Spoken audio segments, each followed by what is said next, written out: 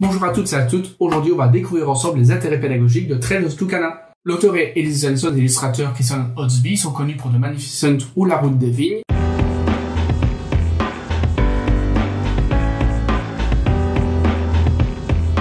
Trails of Tucana est un jeu qu'on décrit comme un flip and write. Il est édité par Apporta Games en anglais et tout dernièrement édité en français par Matago.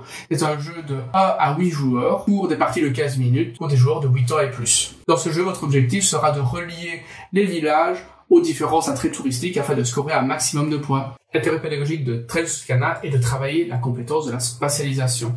D'un côté, tout en jouant, tout en s'amusant, vous allez pouvoir travailler cette compétence, puisque votre enfant va devoir se repérer sur l'île, sur la carte de l'île, afin de relier donc les attractions touristiques avec les villages. Dans un second temps, vous pourrez essayer de déceler, ou de moins de sentir s'il a des difficultés, des troubles au niveau de la compétence visuospatiale, s'il n'arrive pas à se positionner ou à relier les éléments ensemble. Dans un premier temps, on va découvrir ensemble comment fonctionne le jeu, et par la suite, je reviendrai sur les intérêts pédagogiques de Trails of Tucana.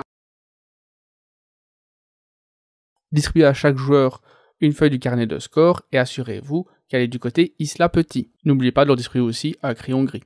Un des joueurs est désigné maire du village et mélange le deck de cartes terrain. Il prend le deck de cartes de mise en place, il en prend une au hasard et la met face visible pour chaque joueur. Le maire annonce ensuite à voix haute les 10 lettres, une à une en commençant par la lettre du haut et en allant dans le sens horaire. Tous les joueurs inscrivent ces lettres dans les cercles près des villages. Le maire commence à écrire à partir du village 1, indiqué par le petit chiffre, le second joueur assis à sa gauche commence au village 2, le troisième au village 3, et ainsi de suite. Ainsi, chaque joueur se retrouve avec une disposition unique. Une fois que l'ensemble des joueurs ont indiqué leurs lettres, remettez la carte de mise en place dans la boîte. En fonction du nombre de joueurs, disposez les cartes bonus bleues face visible au centre de la table, regroupées par lettres. De 2 à 4 joueurs, utilisez uniquement les cartes avec le hashtag A. Le maire du village prend les 2 cartes terrain du dessus de la pioche et les place face visible au milieu de la table. Il annonce ensuite à voix haute les terrains obtenus. Chaque joueur trace simultanément un segment de sentier. Ce segment doit être tracé du centre à centre de 2 cases qui correspondent au type de terrain pioché. Lorsqu'un joueur relie une curiosité à l'un des 10 villages, il entoure la valeur de gauche de la ligne de cette curiosité sur l'emplacement du score des curiosités. Lorsqu'un joueur relie une seconde curiosité du même type à un village, il entoure la valeur de droite et trace immédiatement un segment bonus où il désire sur sa feuille entre 2 cases adjacentes. Lorsqu'un joueur relie 2 villages portant la même lettre, il entoure la valeur à droite de cette lettre sur l'emplacement score des villages. Un joueur ne peut marquer des points qu'une seule fois par lettre. Le premier joueur à relier les villages d'une certaine lettre reçoit le bonus inscrit sur la carte bonus bleue correspondante. Marquez ces points sur une case vide de l'emplacement score bonus. La partie se termine après la seconde manche, et que les points pour les curiosités ont été notés. Chaque joueur additionne ses points pour obtenir son score final dans l'emplacement prévu. Total des points de curiosité, total des points pour les villages reliés, total des points bonus, égale le score final. Avant de parler des trous visuospatiaux, on va d'abord essayer de comprendre ce que c'est la spatialisation. Et de manière générale, la spatialisation, c'est votre capacité à situer des objets par rapport à vous, mais aussi à distinguer les formes, les figures ou les positions des objets dans l'espace. La spatialisation est une compétence qui se développe tout au long de la vie, mais qui va s'acquérir dès le plus jeune âge.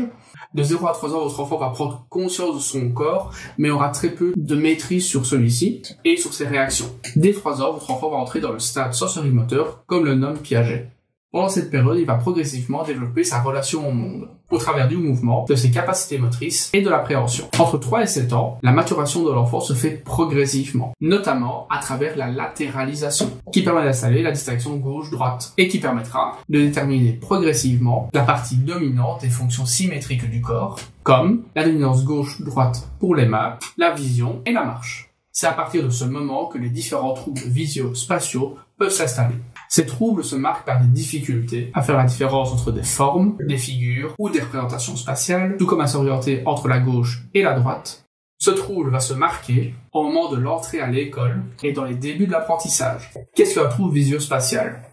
Durant la période de 3 à 7 ans, certains indicateurs peuvent vous mettre la puce à l'oreille, comme par exemple empiéter sur la table de son voisin, ne pas occuper tout l'espace disponible en dessinant, ou au contraire sortir du cadre de la feuille. Ne pas savoir limiter son écriture à l'espace prévu entre les lignes. Ceux-ci sont des indicateurs génériques, mais il existe des troubles qui peuvent être décelés comme la dyspraxie, la dyscalculie ou encore la dyslexie. Ces différents troubles vont se manifester de manière variée et à des moments différents en fonction des tâches d'apprentissage. Ces troubles se marquent par des difficultés à faire la différence entre différentes représentations spatiales, les figures, les formes, les traits et ainsi de suite. tout comme des difficultés à s'orienter ou faire la différence gauche-droite. Dans le cas de la dyspraxie, celle-ci pourra se marquer assez tôt, dès l'entrée à la maternelle. Les enseignants vont commencer à proposer des tâches de construction ou de manipulation. Dès l'entrée en primaire, vous pourriez déceler les débuts d'une dyslexie, se marquant par des difficultés de spatialisation des lettres ou des syllabes. Dans le même ordre d'idées, cette difficulté de spatialisation peut aussi se porter sur le dénombrement ou encore la spatialisation des objets géométriques. Ce trouble portera alors le nom de dyscalculie. Évidemment, le jeu Trails of Tucana ne s'adresse pas à des enfants de 3 à 7 ans. Ce jeu, Trails of Tucana, de par son activité, essentiellement liée à la graphie ou au dessin, va permettre d'explorer les contraintes de la limitation dans l'espace, le choix de la direction et la précision du geste, se positionnant comme un outil pertinent pour venir renforcer un travail de logopédie ou d'encadrement extrascolaire, sans pour autant vivre l'expérience de l'exercice ou du modèle purement scolaire. Grâce à Trails of Tucana, vous pourrez développer cette compétence, l'exercer et la renforcer sans avoir les contraintes du milieu scolaire. Merci de nous avoir suivis, n'hésitez pas à vous abonner et on se dit à la semaine prochaine.